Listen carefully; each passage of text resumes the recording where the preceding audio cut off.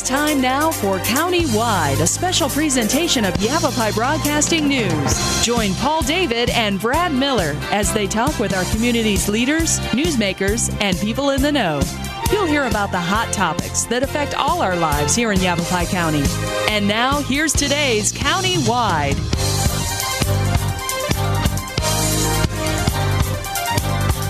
Welcome to the program. It is County-Wide, and today we're doing part two of a two-part series.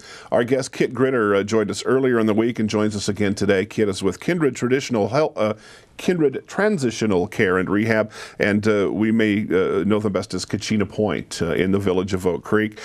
Kit is an RN and social services specialist, and we welcome you back for our conversation. Thank you. It's nice to be back. To continue today. Great information on the previous program, largely talking about issues that folks need to talk to their senior parents about as mom and dad get a little bit older and the youngsters get a little bit older too. It's very important to talk about different kinds of things, insurance, finance, healthcare is kind of our focus on our couple of programs today. There's so much to talk about that it's tough. We could do a show probably on each very specific element of these kinds of things, but the message we're trying to get out is that it's important to have these conversations, and if you haven't yet, as I've not, it's time to do it. It was time to do it a long time ago, and maybe as part of our still sneaking in a few New Year's resolutions, it might be a good idea to take up these matters. So, Kit, again, welcome back to the program. We thank you for joining us. In our first segment, we kind of talked about how families handle issues, healthcare issues, particularly with senior moms and dads. When the family's getting along well, a lot of families don't. Siblings that maybe are estranged from one another, maybe there's 3 or 4 kids and one of them just hasn't had much of a relationship with mom and dad for whatever reason. That happens, and it happens a lot, and you've seen it in your career, I'm sure, many, many times. How does that change the dynamic of preparing for for the senior issues that moms, the folks are going to face? It can be a living nightmare for the families and for the mom and the dad, or the dad, whoever the patient is. Because if they don't have something written down and family members are disagreeing, nothing can get honored. Yeah. It can wind up to be a court case. It can extend things. Things can go on to your parent who you know they never wanted to have to go through. Right. It can be a nightmare. It really can. What I, though, think about is in each family, and everybody's family has its own dynamics. It's not about the dynamics between the siblings. It's not about the dynamics between each other. This is a time the only important person is your mom or your dad, who is the patient at that time. Right. And the honoring of their wishes. It's not about you. Even your own wishes, when you think, should I try one more thing, or will I feel guilty if I don't?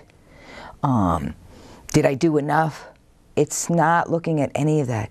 It's when it's clear and it's written down, it's only about honoring them. It's all about them. And each family, even if the siblings don't get along, or one sibling hasn't been around, the prodigal son, or so to speak, as a parent, I can speak, and as watching family dynamics of over many, many years, the parent has a relationship with each child differently. Right. My relationship with my parents is not the exact same as what my sister's was, or my brother's. We each had a different relationship with my mom. None less important. Right. So it's not about us. It's about our mom. Right. And that is what has to be remembered, most important, that it isn't about me. It's about mom. And you can see how that would be, I can see how that would be difficult if you get into it and you get into the living will, and there are wishes that mom or dad has about that sibling that don't make sense to you, or that you're like, why would she do this or want that? And you just have to kind of suck it up, for lack of a better term, and And honor it. And honor it and go. And you can just see how that can be very tough for some people. And even not in such difficult situations, but in extended families or families with lots of family members or stepbrothers and sisters, they count just as much in many, many families. Right. You know, it's not that they're not important. They're just as important. And their relationship is just as important in many families. And there's no set answer to dynamics in families, but honoring the person and their individual relationships. Now, if someone's been separated from the family, for them it's the hardest because they haven't had that connection, they haven't had that closeness. They're going to experience the loss entirely different than the sibling who's been right there and been a part of it and seen the decline, or even if it was a rapid something that happened, a rapid heart attack, a rapid stroke. Sure. They had more of a settled relationship, less unfinished business. The one that was separated, whether it was for good reasons, just that their own family life took them to Alaska or somewhere out of state and it just wasn't as close. Not that the love isn't there. Or for whatever, even if it was a difficult situation. They're going to struggle most. And I think families need to remember at that time, again, this isn't about the dynamics. It's about honoring mom or dad's wishes and looking at the other person's point of view instead of saying, families tend to attack at times like this each other. Well, you weren't here and I've done all of this work and I'm the one that's gone through it. And there's a lot of attacking. If everyone could stop the attacking just for a moment and really just focus on their mom or their dad and the other person's perspective. I know it must be really hard for you because you haven't been here. It's been hard for us because we're here, but it's been really hard for you not to be here. And right now, we can work out differences later. Can we hold hands and work together? Do what mom or dad want. All right. Kit, we're going to go ahead and take just another short break. It's Countywide. Kit Gritter is our guest today, Kachina Point. Some very important issues, and there's plenty more to come on Countywide right after this.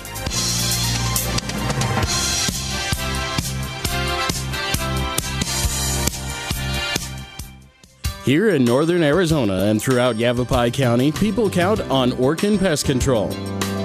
With over 100 years of combined experience, nobody knows how to protect your home or your business from harmful or annoying pests like the Orkin Man. To start service, contact your Northern Arizona Orkin Pest Control. In the Verde Valley, call 567-5100 or Orkin Pest Control in the Prescott area at 775-8772.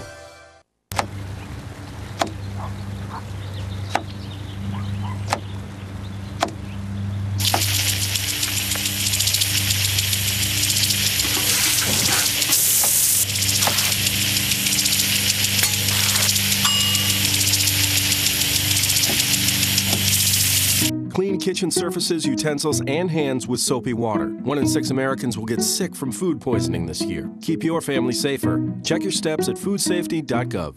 If you're looking for a new pet that your family will cherish every day, consider adopting from a shelter. Shelters are the best places to find a new pet. That's where you'll discover healthy, loyal, and loving animals, eager to become a part of your family. A person is the best thing to happen to a shelter pet, so bring home your new buddy today.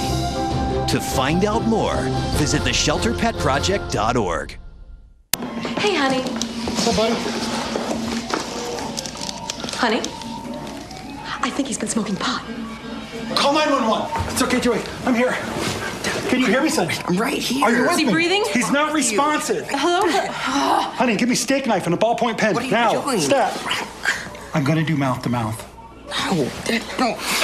You know lots of ways to help your child, but do you know what to do if they're using drugs? The partnership at drugfree.org can help.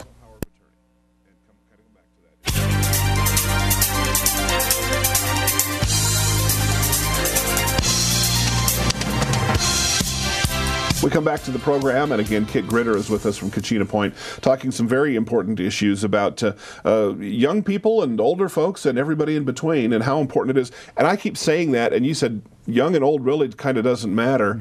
These issues need to be talked about as soon as maybe the children are old enough to have a good understanding of these issues. Maybe they still live at home, and we should start to talk about the importance of this subject. Maybe it'll make it easier when mom and dad are seniors, if they've chatted when Harry and Rudy are, still at home and are in their maybe late teens, early 20s. So it's never too soon to talk about these issues. I want to talk about one that can, I think, be a little bit touchy, and that's the do not resuscitate. We seem to be hearing more and more about that. There's been some high-profile issues in the news, maybe not just recently, but in our recent past, where that's can really divide families. Do not resuscitate, to my understanding, is if someone chooses at a certain point, if they're in a critical or terminal state, that they choose certain life-saving procedures to be halted at a certain point. Is that kind of a decent snapshot? Have I got it close? It is. Okay. It is. And this can really be a do not resuscitate does not mean, and this is very important, it doesn't mean that we're not going to give you medical treatment. It doesn't mean that we're not going to treat you. If you have a DNR, what it says is do not resuscitate. Nowhere does it say do not treat. Do not resuscitate means if you are no longer breathing and your heart is not beating, we're not going to do CPR, we're not going to defibrillate, we're not going to intubate and put you on a vent. Okay. Okay. That's what a do not resuscitate means. Okay. In the living will, or in something like the 5 wishes, which is a form of a living will, which gives you healthcare wishes, that's where you delegate different things. I don't want to be kept alive with tube feedings. Okay. The do not resuscitate does not cover that. Gotcha. I don't want to be kept alive with IV hydration if I can no longer swallow. Okay. Or eat with tube feedings and IV hydration. Okay. I don't want to be sent back to the hospital. A do not resuscitate covers if my heart should stop or my breathing. Do not do CPR. Okay. Do not do anything heroic. And that's all it stands for. And folks this sounds harsh. I mean, we're talking about the end of life. But a lot of people choose that because they've already been through some real medical difficulties and say, I'm done, it's my time. Is that kind of where the DNR enters into it, where they just, I don't say give up, but where it's like, I've fought all those fights, I know where this path is leading, and I'm not gonna kind of fight anymore on this piece. Is that, everybody's different, I understand, but am I seeing it the right way at all? Yes and no. A DNR, depending on the diagnosis of somebody, they may say, I have liver cancer. Right. And I know that I don't want to be resuscitated. Right. I think a lot of it goes for quality of life. Okay. Versus quantity of life. I personally am a believer in quality of life. For me, if I can no longer speak, if I can no longer swallow, if I cannot eat, right, and I cannot think and express who I am and what you mean to me, right, and I'm in a vegetative, so to speak, state, please don't do anything for me. Yeah. Because that's not who I am any longer. That's just my shell. Sure. So it's about respecting quality of life. And that's where you get into lots of controversy, because what's quality to me may be not quality to you. Sure. And that's why it's an individual choice. That's why everyone has to back out of it and just honor that person. Religious parts play into this, depending on the cultural aspects play into it. Right. So each area has to be honored for the individual. We bring it up in our program because that can be very tough. Right. Here again, as we relate back to the families. Right. Thinking, you're not doing everything you can. I understand it's my mom's wishes, but, and you can see the conflict, that it can be hard. You described earlier how sometimes with families, maybe there's one of the children hasn't been around as much.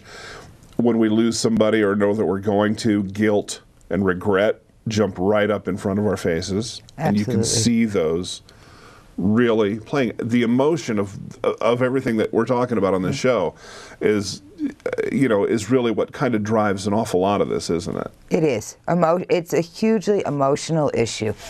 And for each person, it's so different. Yeah. each family member, I can't even separate it into your family and my family. Right.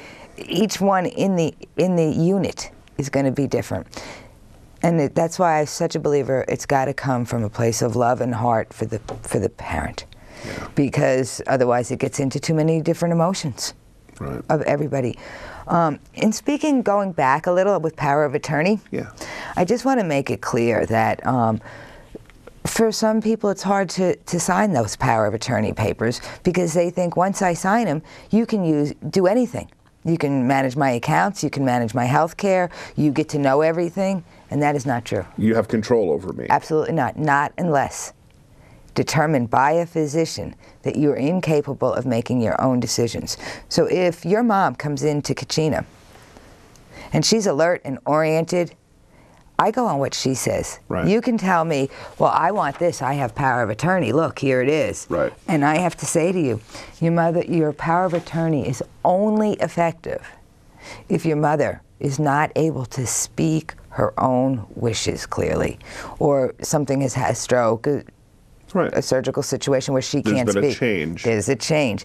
As long as she is alert and oriented and competent, the power of attorney is never in effect. And that's again, important for, I think, people to realize that they're not giving away everything to somebody.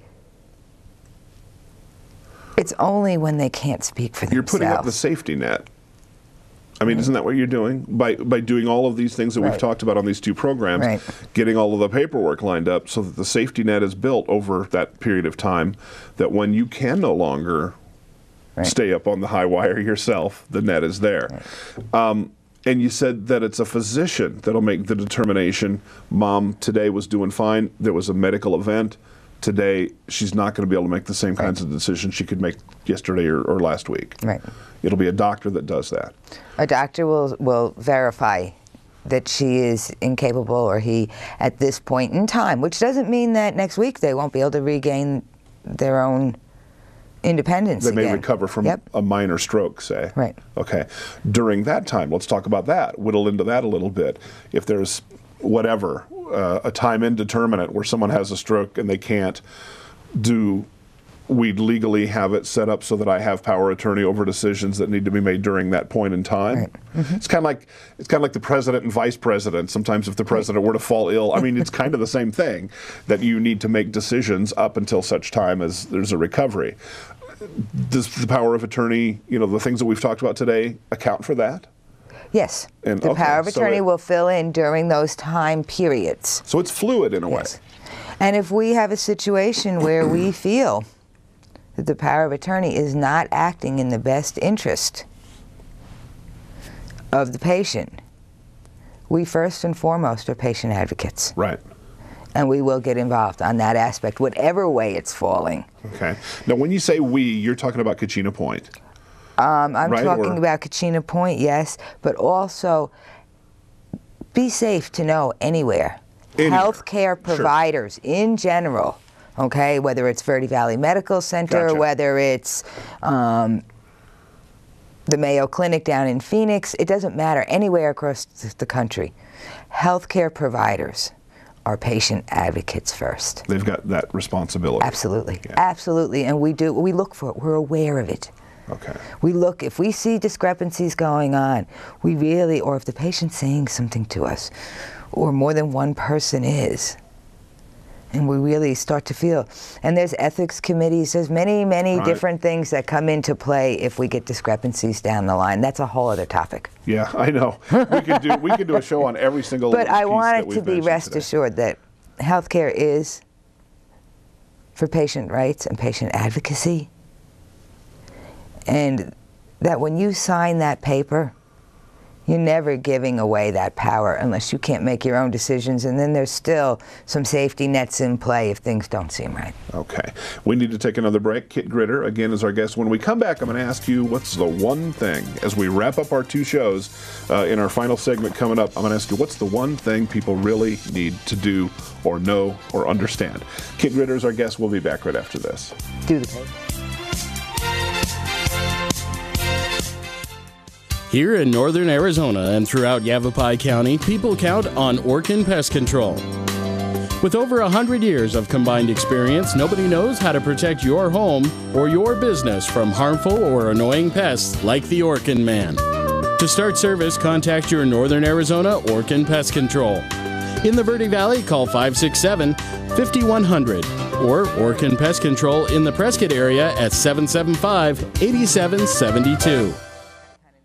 Packers. Viking. Packers. Viking. Viking. Red State. Blue State. Vegan. Carnivore. We come from different places. Uptown. Downtown. Optimist. We come to different conclusions. Half empty. Half full. But when we live united, we create real, lasting change in the building blocks of life. The education, income, and health of our communities, our families, united. Even the person next to us. Live united. Real change won't happen without you. So give, advocate, volunteer, live united. Sign up at liveunited.org.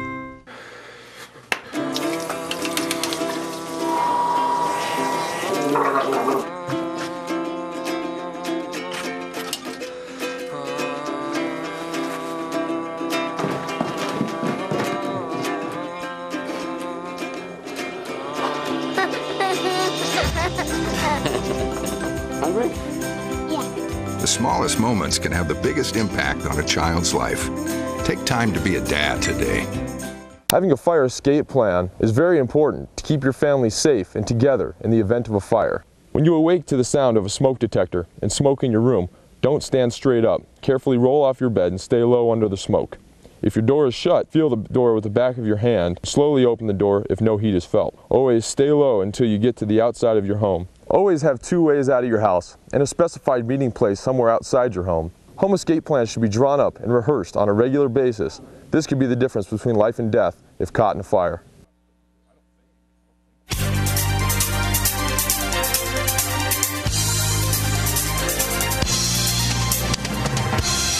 Again, we welcome you back to the program, our final piece. And again, Kit, I want to thank you so much for these two programs. These have been absolutely what we were after. And I don't know that we're giving answers today on how to do these things. You know, if you don't have the will, the living will, and the family, whatever is right for you, follow up. What we were trying to get, and I think we've succeeded in talking with Kit, is the reason it's important to do these things, to have these conversations with the parents, and to get this paperwork stream going. But as we wrap up, what is the one thing, as we've chatted here on these two shows, what is the one thing you would leave our audience with if you haven't done these things yet?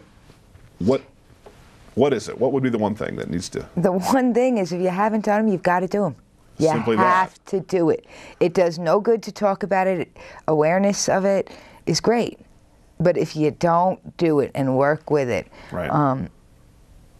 Then it does no good. You're nowhere. It does no good. Do I need a lawyer for all this stuff? No, and for the as long as you're alert and oriented. Right. And the other thing I want to get in here is, it's really important with these living wills. If you come from out of state and have done your living will somewhere else and your power of attorneys, Arizona has a law. You need a mental health power of attorney. It's specifically in Arizona. We did not have it in Florida or New York. I don't know if any other states have it. But most people that I've dealt with, and we've come into some issues, they've got all the paperwork done, but they don't have a mental health power of attorney. And that is huge. And when we do the seminar in April, I will go over all of this paperwork. Okay. Healthcare does not require an attorney for it. Now, financially, that's a whole different matter, and I'm not going to even get into the deep financial things. That needs a financial expert. I'm more the health side. Right. With these papers, you need 2 witnesses. Okay. And the witnesses cannot be somebody who's listed on the paperwork. So if you're going to be the power of attorney for your dad, you cannot be a witness. It can be the neighbors. It can be anybody. Okay. We as staff will not witness. We can't. Okay. And I guess, the bottom line here as we wrap up, we don't want surprises when these issues happen. Sometimes they can happen quickly. If there's a health turn, something happens, all of this stuff can suddenly be in your face. And so, again, don't delay in chasing these things down. A slip and fall, a car accident, bingo, like that. Yeah. Anything. Right. Anything can change. in a moment. All right. If you care about your family, get into these issues. They can be tricky, but certainly well worth the time. Kit, thank you so much. Oh, you're so welcome. Really appreciate it. Good talking to you. A lot of information. There'll be a seminar coming up. We'll let you know about that. In the meantime, we say thank you for joining us. It's Countywide, and we'll see you next time.